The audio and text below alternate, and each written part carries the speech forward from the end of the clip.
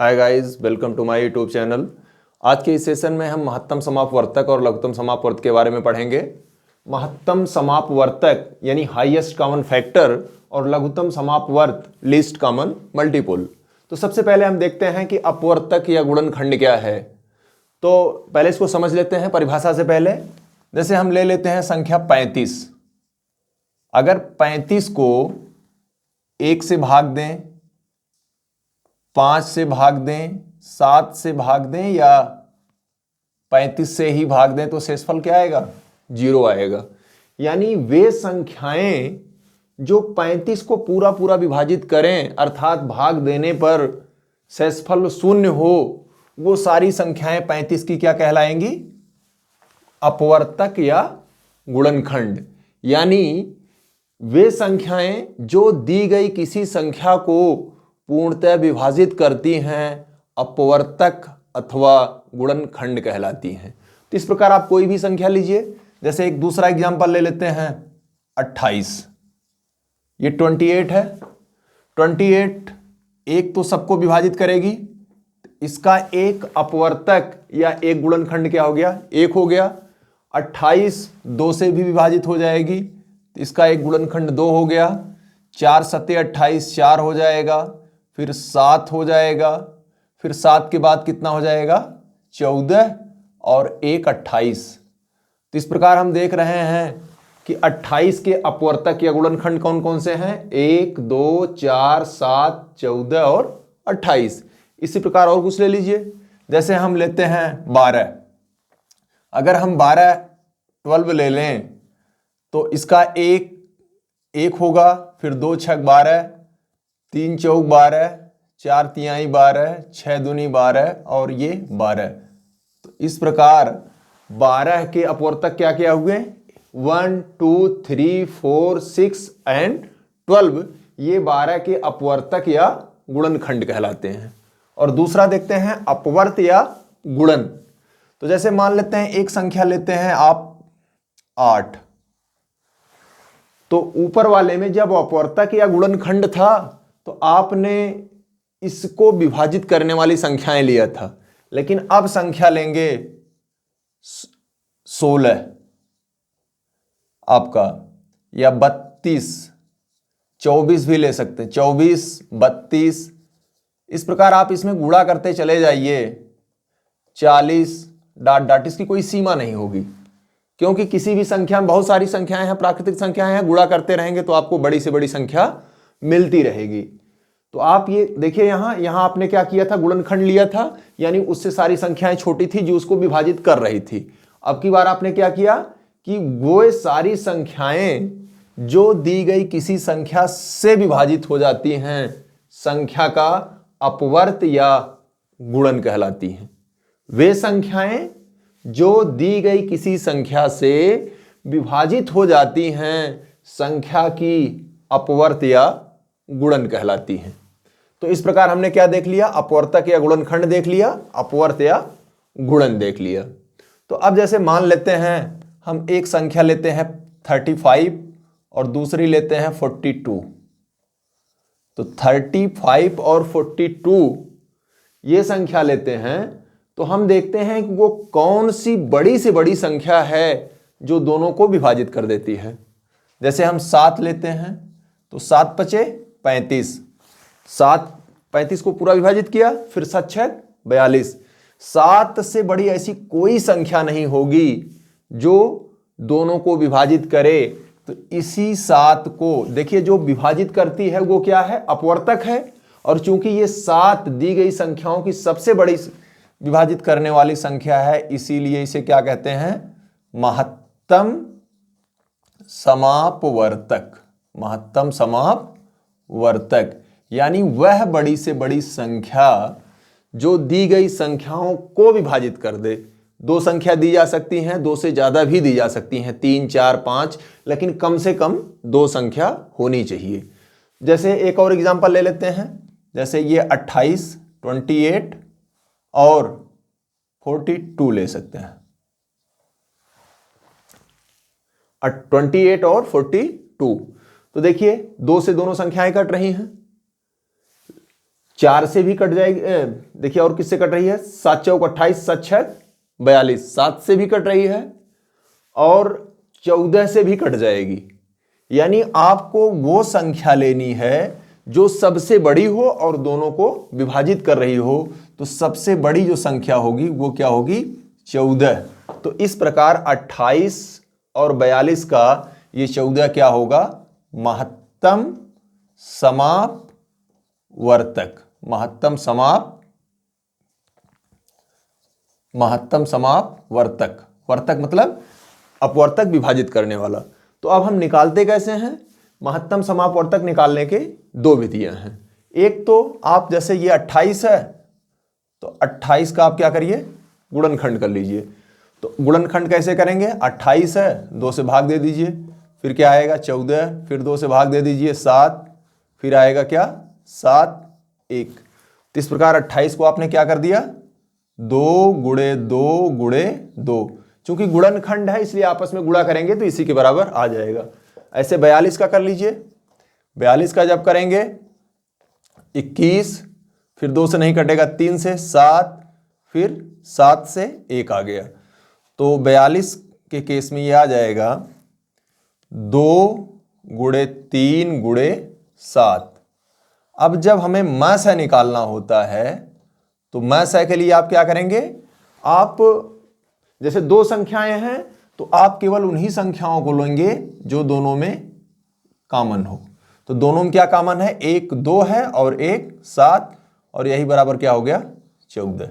ये तो एकदम बिल्कुल सिंपल तरीका है महत्तम समापवर्तक निकालने का। एक दूसरा तरीका है कि आप जो बड़ी संख्या हो उसमें आप क्या करें, छोटी संख्या से भाग दे लें। तो आप 42 में 28 से भाग देंगे, एक बार जाएगा, तो 28 से कन्ना में 28 बचा कितना, 14 बच जाएगा। अभी आप ये जिससे भाग दे रहे हैं जब पूरा कट जाए तो कोई दिक्कत नहीं, लेकिन जब ना कटे तो जो शेषफल बचा है उससे भाग देने वाली संख्या में भाग दीजिए। तो जब यहां भाग देंगे तो क्या आ जाएगा, 14 दूनी 28। तो जो संख्या पूरा पूरा काट दे वही क्या है, मसह है। तो इस प्रकार मसह बराबर 14। अगर सपोज करिए 3 संख्याएं दी हों, जैसे यहां 28 है 42 है, अगर मान लीजिए 56 भी दिया होता, क्या दिया होता, ये 56, तब आप क्या करते, 28 का गुणनखंड अभी आपने निकाला है 2 गुणे 2 गुणे 7, फिर 42 का गुणनखंड 2 गुणे 3 गुणे 7, और अब 3 संख्याओं का मसह निकालना है तो तीसरी का भी गुणनखंड करना होगा। तो तीसरे का गुणनखंड ये 56, 2 28, फिर 2 ये कितना होगा 14, फिर 2 7 और लास्ट में 7।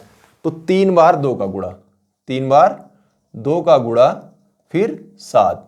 तो अब तक 2 संख्याओं का महत्तम समापवर्तक निकाल रहे थे तो आपने क्या किया कि 2 का गुणनखंड किया।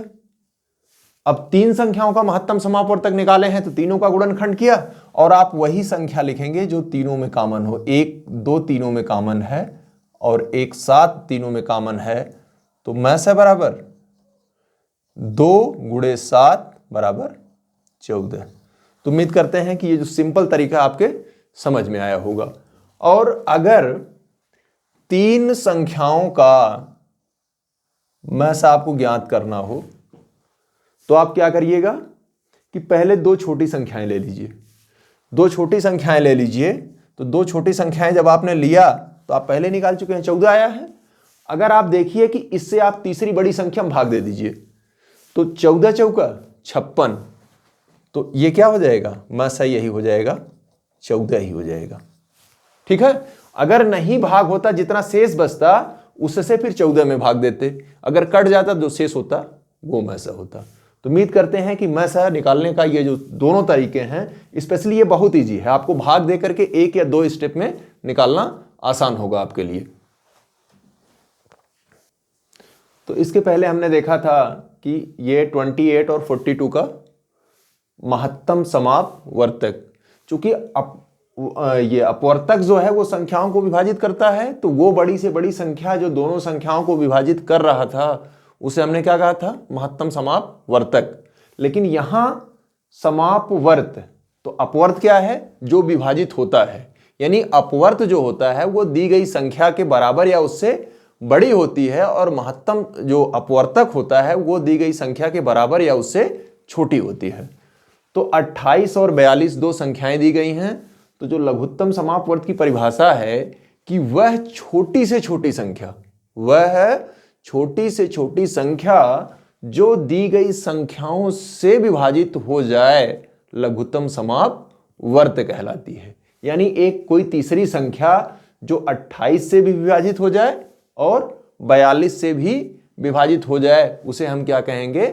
लघुत्तम समापवर्त कहेंगे। तो हम देखते हैं कि लघुत्तम समापवर्त निकालते कैसे हैं। जैसे ये 28 है, दो तरीके हैं। एक तो जैसे आपने गुणनखंड किया था ऐसे कि 2 गुणे 7, 28 का और 42 का क्या हो जाएगा? 2 गुणे 2,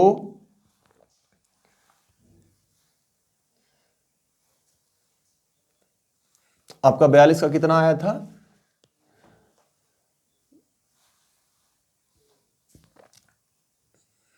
2 गुणे 2 गुणे 3 गुणे 7, सॉरी आपका सिर्फ इतना था, 2 गुणे 3 गुणे 7। जब आपने मैसा निकाला था तो मैसा के केस में जो बराबर था उसको केवल वही लिखा था, लेकिन जब लेस है या एलसीएम निकालेंगे, लेस है बराबर आपका क्या आएगा? जो कॉमन है वो तो एक बार लिखेंगे, जो कॉमन है उसको कितनी बार लिखेंगे? एक बार। और इसके बाद जो बच रहा है ऊपर और नीचे हम दोनों को लिख लेंगे, यानी 2 गुणे 3। तो इस प्रकार कितना आया? 2 दूना 4 तिहाई 12 गुणे 7, ये आ गया क्या? 84। यही क्या है? लस है। यानी 84 वह छोटी से छोटी संख्या है जो 28 से भी कट जाएगी, 28 तिया 84 और ये 42 दूना 84।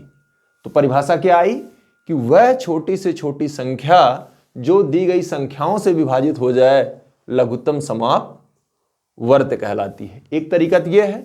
दूसरा तरीका है कि आप ऐसे लिख लेंगे, 2 का लघुत्तम निकालना है 28 और 42 का।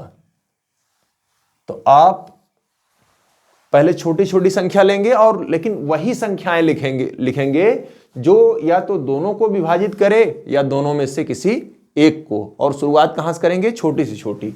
तो सबसे छोटी संख्या 2, 28 को काट रही है, भाग देंगे तो 28 में अगर विभाजित करे तभी काटना है, अगर नहीं विभाजित कर रही है तो वैसे सीधे सीधे नीचे उतार लेना है। तो जब 2 से भाग देंगे 28 में, 2 एकम 2, 2 चौक 8, फिर 2 से इसमें 2 एकम 2 नहीं 2 दूना 4 और 2 एकम 2। अब देखिए 2 से ये तो कट रही है लेकिन ये नहीं कट रही है, विभाजित नहीं हो रही है। तो हमने आपको बताया कि छोटी छोटी संख्या से भाग देंगे और ये प्रक्रिया तब तक जारी रखेंगे, जैसे 2 है तो 2, 3 है तो 3, उनमें से कोई एक कटता रहे। जैसे 2 से ये नहीं कट रही लेकिन ये तो विभाजित हो रही है, ये हो गया 7 और ये नहीं विभाजित हो रही तो इसको ऐसे उतार लेंगे। अब देखिए 2 संख्याएं थी, दोनों में से कोई जो है 2 से विभाजित नहीं हो रहा है, तो 2 से बड़ी संख्या 3 है।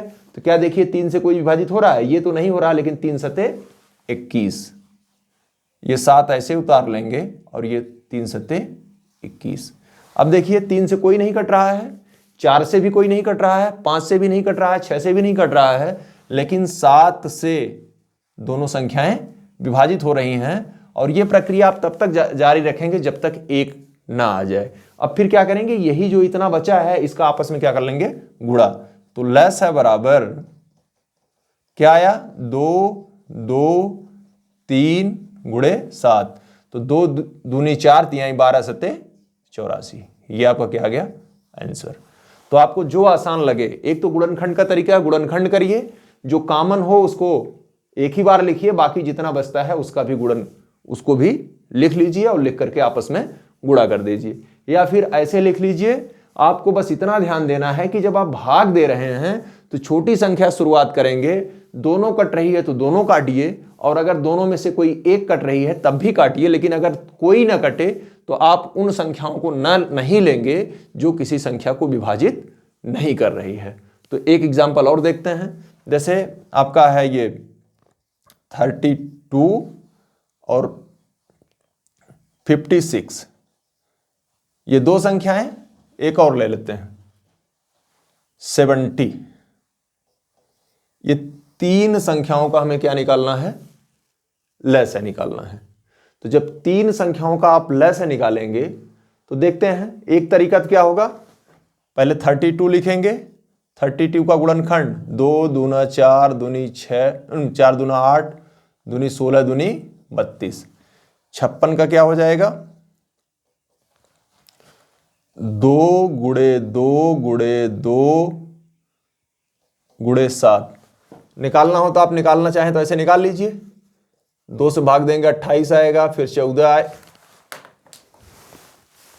फिर ये 14 आ जाएगा, फिर 2 से भाग देंगे तो 2 7 आ जाएगा, फिर 7 से भाग देंगे तो 1 आ जाएगा। लास्ट में क्या बचा है, 70। तो 70 बचा है, तो आप 70 का भी कर लीजिए, 2 से भाग देंगे तो कितना आएगा, 35। अब 2 से कट नहीं रहा है, 5 से कट रहा है, 7 आ जाएगा, फिर 1, यानी यहां आ गया 2 गुणे 5 गुणे 7। आपको क्या निकालना है, एलसीएम, एलसीएम या लस है, तो 1 2 तो सब में है, ये लिखा जाएगा। अब देखिए 2 सब में नहीं है लेकिन इन दोनों में है, अब एक इसका लिख लीजिए, यहां भी कॉमन है, जो कॉमन है वो एक ही बार लिखेंगे, और ये एक 7 कॉमन है, कोई जरूरी नहीं तीनों में कॉमन हो, 2 में कॉमन हो तब भी कॉमन कर लीजिए। अब ये 7 लिख दिया, अब बाकी जो बच रहा है सारा लिख दीजिए, 2 गुणे 2 गुणे 5। तो इस प्रकार आप गुणा करिए, 2 दूनी 4 दूनी 8 दूनी 16 दूनी 32, ये आ गया 32, 7 पचे 35। अब देखिए जब 32 में 35 का गुणा करेंगे, या 35 गुणे 32, 2 पचे 10, 2 तिहाई 6 1 7, 3 पचे 15, 3 त्रिका 9 1 10। तो इस प्रकार 0 7 5 12 1, ये आ गया 1120। 1120 क्या आ गया इसका एलसीएम या लघुत्तम समाप वर्त। अब दूसरा तरीका देखते हैं, दूसरा तरीका हम कैसे देखेंगे, ये देखिए हमने आपको बताया था कि आप पहले लिख लीजिए 32, 56 और 70। 2 का है तो आपने 2 लिखा था, और 3 का होगा तो तीनों संख्याएं लिखेंगे। 2 से देखिए कट रहा है, ये कितना आएगा 16, ये कितना आएगा 28, ये कितना आएगा 35। अब ये 2 से नहीं कटेगा, लेकिन ये दोनों तो कट रहे हैं, और हमने बताया कि छोटी से छोटी संख्या से तब तक काटते रहिए जब तक वो कटता रहे, विभाजित होता रहे। ये आ जाएगा 8, ये आ जाएगा 14, और ये नहीं विभाजित हो रहा था, इसको ज्यों का त्यों उतार लीजिए। फिर 2 से ये आ जाएगा 4, ये आ जाएगा 7, ये आ जाएगा 35। फिर अभी भी जब तक कटता रहे, अभी भी देखिए ये कट जाएगा, तो 2, ये आ जाएगा 2, 7, ये आ जाएगा 5। फिर 2 से काटेंगे तो 1 7, और ये 35। अब देखिए 2 से कोई नहीं कट रहा है, 3 से ट्राई करते हैं, 3 से भी कोई नहीं कट रहा है, 4 से ट्राई करेंगे, 4 से भी नहीं कट रहा, लेकिन 5 से कट रहा है। 5 से ये 1, ये 7 और ये 7। अब 5 से भी नहीं कट रहा है, 6 से भी नहीं कट रहा है, लेकिन 7 से काटेंगे तो सारा क्या हो गया 1। अब नीचे 1 ही हमें लाना था, आ गया। अब जो आया है उसका हम क्या करेंगे, गुणा कर देंगे। तो कितनी बार हो गया, तो यहां एलसीएम बराबर 2 गुणे 2 गुणे 2 गुणे 2 कितनी बार है, 1 2 3 4 5 बार है, और फिर 5 गुणे 7। अब 5 बार गुणा करेंगे, 2 दूना 4 दूनी 8 दूनी 16 दूनी 32, ये आ जाएगा 32, और 7 पचे 35। 32 और 35 का गुणा करेंगे तो फिर वही 1120 आया। तो इस प्रकार हमने आपको 2 तरीके लघुत्तम समापवर्त निकालने के लिए बताए और 2 तरीके महत्तम समापवर्तक निकालने के लिए बताए। तो अब तक आपने देखा कि 2 या 2 से अधिक संख्याएं दी हैं तो उसका मैस है और लस है ज्ञात करना बहुत ही आसान है। दोनों की 2 विधियां हैं, लेकिन कभी कभी कुछ सवाल ऐसे आते हैं कि जब आपको 2 संख्याओं में से कोई एक संख्या दी होती है और दोनों संख्याओं का मैस है और लस है दिया होता है। जैसे यही दिया गया है कि 2 संख्याओं का लस है 1920 और मैस है 16 है। यदि उनमें से एक संख्या 128 हो तो दूसरी संख्या ज्ञात करो।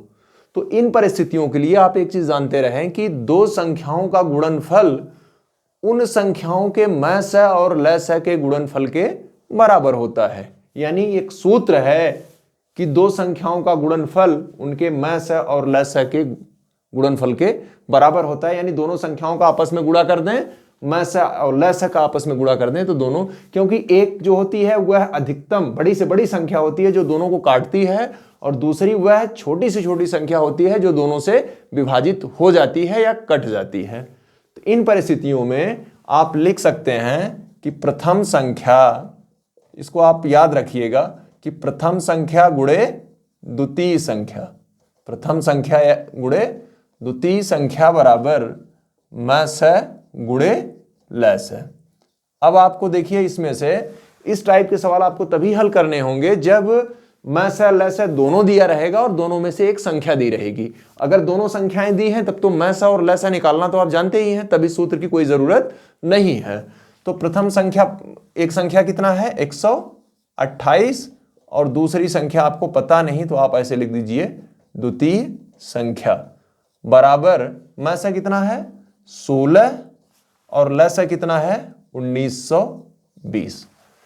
अब यही हो गया आपका, यहां से हल कर लीजिए। हल कैसे करते हैं कि जिसका मान ज्ञात करना होता है उसकी तरफ जो संख्या होती है पक्षांतर करके उस तरफ ले जाते हैं, और जब पक्षांतर करते हैं तो आपको पता है प्लस है तो माइनस, माइनस होता है तो प्लस हो जाता है पक्षांतर करने पर। अगर भाग है तो गुणा और गुणा है तो भाग। तो यहां गुणा है तो द्वितीय संख्या बराबर 16 गुणे 1920 बटे 128। आपने 128 से भाग दे दिया, यहां गुणा था। अब 16 है कन्नम 16 और ये कितना हो जाएगा 16 × 128। फिर आप देखिए ये निश्चित रूप से काट देगा इसको क्योंकि मैस लस ही है, तो ये हो जाएगा 8 दूना 16, 3 बचा 8 चौक 32 0। तो इस प्रकार दूसरी संख्या बराबर क्या आ गई 240।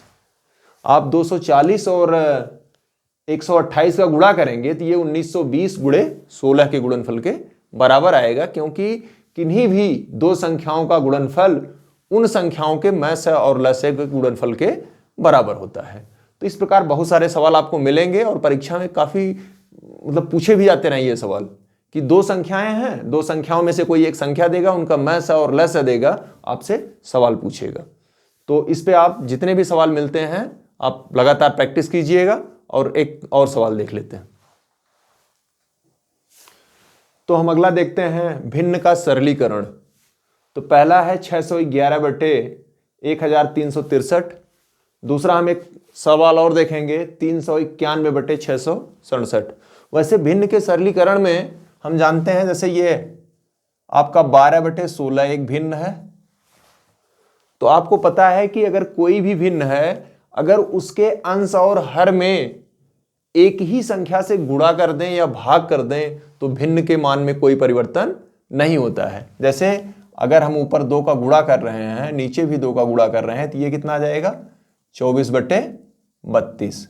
जितना मान 12 बटे 16 का है उतना ही मान 24 बटे 32 का है। 2 के बजाय 3 का गुणा कर दीजिए, 10 का, किसी भी संख्या का गुणा दोनों में कर सकते हैं। इसी प्रकार किसी भी भिन्न में सेम संख्या से भाग भी दे सकते हैं। और जो भिन्न हमारा सरल करना होता है, जैसे ये 12 बटे 16 है, तो हम क्या करते हैं कि जितने से ऊपर भाग देते हैं। सरल करने का मतलब इसको छोटा सा छोटा लाना। तो 2 से भाग देते हैं, कितना आ जाएगा 2 × 6 = 12, 2 × 8 = 16। अब भी 2 से कट रहा है तो 2 × 3 = 6 2 चौक 8। अब ये 3/4 किसी और संख्या से नहीं कट रही है, तो 3/4 इसका क्या है, सरलतम रूप है। लेकिन यहां देखिए 12/16, ये तो आसान था कि 2 से कट जाएगा, लेकिन यहां अब 2 से तो कट ही नहीं रहा है, 3 से देखिए, 3 से भी नहीं कटेगा। जब 2 से नहीं कट रहा है तो 4 से नहीं कटेगा, 0 नहीं है तो 5 से नहीं कटेगा। अब इस प्रकार ये काफी लंबा हो जा रहा है, मतलब ऐसे आप हल करेंगे तो काफी टाइम लग जाएगा और आपके एग्जाम में इतना टाइम आपके पास होता नहीं है। तो हम क्या करते हैं, उसके लिए क्या कर सकते हैं, जैसे यही 12/16 है, हमने कितनी बार काटा, 2 बार काटा।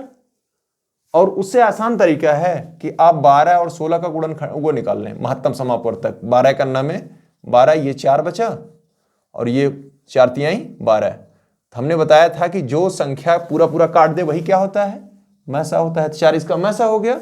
अब 12/16 में एक बार में ही भाग दे दीजिए, 4×3 12, 4 चौक 16, ये 3/4। ये आपका आंसर आ गया। यही आया था हल करने पर। यानी जब आपको कुछ ऐसी भिन्न हो जो 2, 3, 4 या आसानी से ना कटे, तो आप उसको सरल करने के लिए क्या करिएगा, उसका मैसा निकाल लीजिए। तो जैसे यही है, इसको सरल करने के लिए क्या करिएगा, इनका आप मैसा निकालिए और जो इनका मैसा होगा उसी से आप अंश में भी भाग दे दीजिए और उसी से आप हर में। तो जैसे यही हल करते हैं 611, तो हम क्या करते हैं 1363 और 611 का क्या करते हैं, मैसा निकालते हैं। तो मैसा निकालने की 2 विधियां, गुणनखंड वाली छोड़ दिए, आप डायरेक्ट इसी से निकालिए, ये ज्यादा आसान है। तो कितना बार जाएगा, 2 बार जाएगा, 2 बार जाएगा, 2 × 9 2।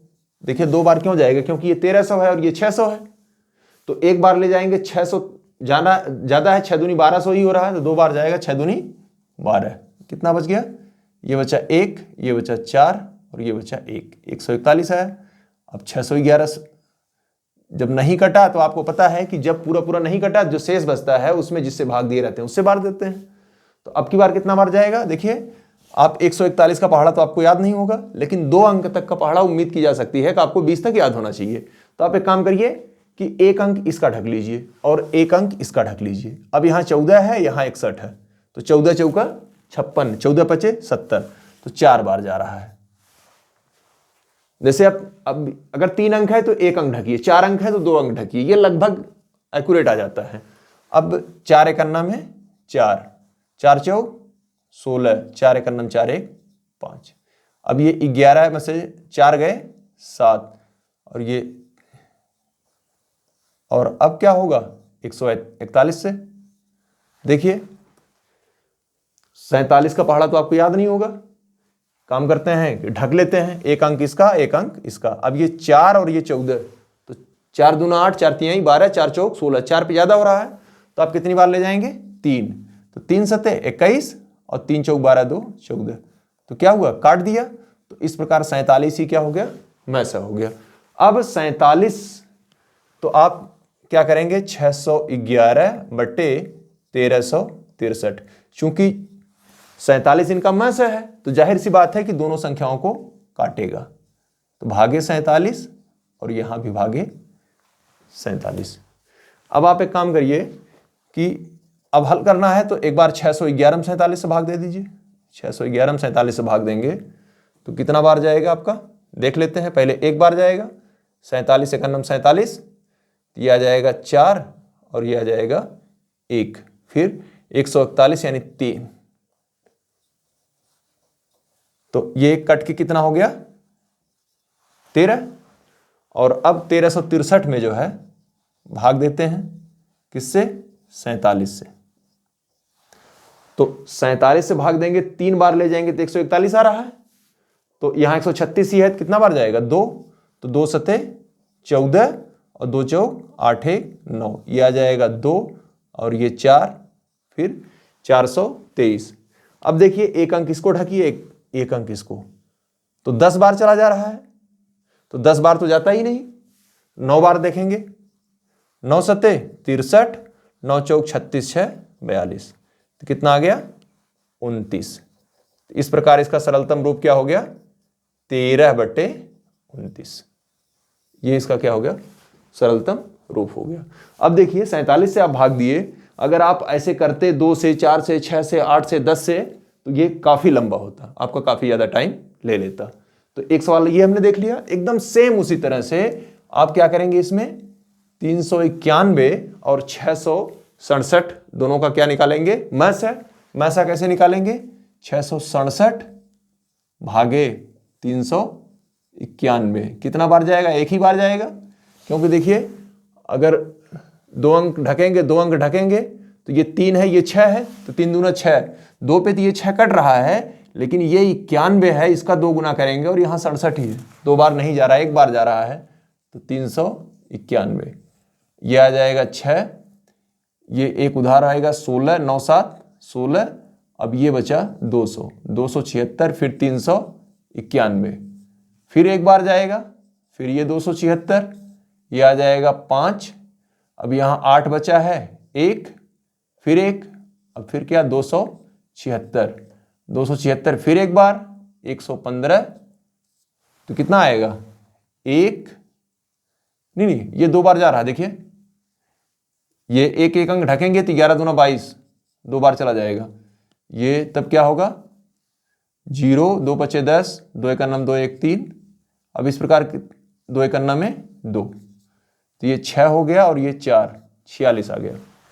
अब 46 से किस में भाग देंगे, 115 में, तो जब 46 से 115 में भाग देंगे तो कितना बार जाएगा, देखिए 3 बार नहीं जा पाएगा, 2 बार जाएगा, तो 6 दूना 12 और 4 दूना 8 9, तो ये कितना आ गया 3 2, अब की बार ये कटा 23 दूना 46, तो इसका मैसा कितना हो गया 23 हो गया।